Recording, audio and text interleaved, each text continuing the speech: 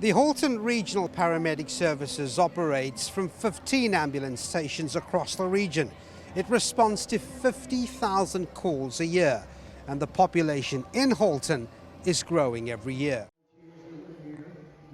And that is why Halton's Chief of Paramedic Services was joined by MPPs and elected leaders to bring home the message of Paramedic Day.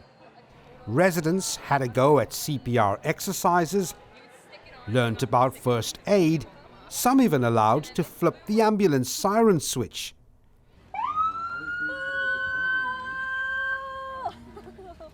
Our community paramedics are here, so this is a team that does proactive home visits as opposed to emergency responses. They care for patients with chronic conditions, so there's a chance for perhaps somebody who's dealing with a family member who's sick to speak to them about how they can support their family member.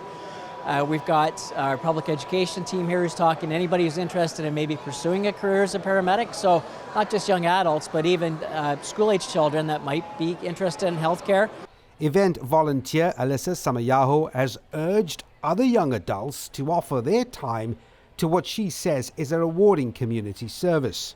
I went straight out of high school into the paramedic program at Niagara College, and then before I started college, I was a summer intern here. I was a logistics student with Halton Paramedic Services, and that's what sort of sparked my interest even more, because I was like, this is really cool and I would love to do this even more. So I went to college, and then now I am graduated and I am working as an event medic and seeing where else I'll be able to go from there. There had been concerns in recent months about the response time of paramedics in the Halton region, but the service's chief says the unit is currently in top form. Right now it's looking good. Our call volume stabilized somewhat last year. Another thing that's a big issue for paramedic services is hospital offload delays. In many jurisdictions there's significant challenges with offload delays. We don't have that issue here in Halton region. Our 4 hospitals perform very, very well. That helps us to get our paramedics back in the community to do calls. The communications centers just released a new triage tool that's helped us to better prioritize life-threatening emergencies, so we've seen some improvement to our response times to time-sensitive calls, and we're meeting our metrics as we would expect to.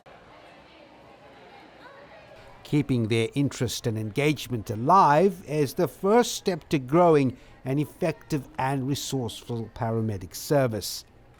For Halton News, I'm Devan Murugan.